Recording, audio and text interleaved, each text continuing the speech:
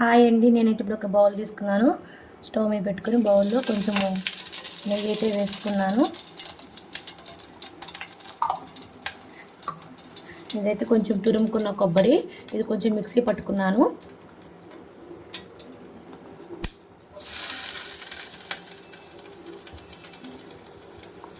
రెండు మిక్సింగ్ చేసి ఇదైతే బాగా కొంచెం ఫ్రై చేస్తాను నెయ్యిలో.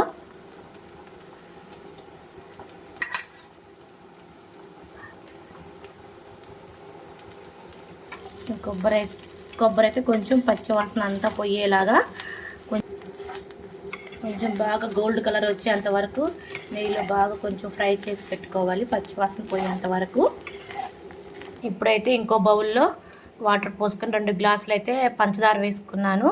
అందులో కొంచెం యాలక్కాయ పొడి కూడా వేసుకున్నాను. అన్నాక చూడండి ఫ్రెండ్స్, జీరా అయితే కొంచెం లైట్గా వస్తుంది పాకము, ముదురు పాకం అయితే రాలేదు, జిగురు జిగురుగా. కొంచెంసేపు మరగనిద్దాం.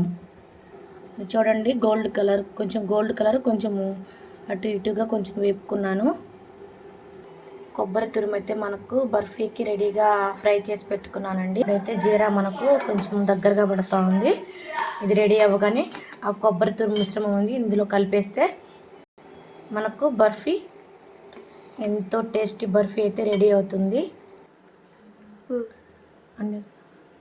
ఇప్పుడైతే మనకు జీరా అయితే దగ్గర పడింది. కొబ్బరి తురుము అయితే ఇందులో వేస్తున్నాను. నేతిలో వేయించుకున్న కొబ్బరిని ఇందులో కలిపేసాను, బాగా మిక్స్ చేస్తున్నాను. మనం నచ్చితే ఇందులో కలర్ కూడా వేసుకోవచ్చు, లేకపోతే ఇలాగే న్యాచురల్గానే చేసుకోవచ్చు, చాలా టేస్టీగా ఉంటుంది. కొంచెం కొబ్బరి జీరా కొంచెం దగ్గర పడింది.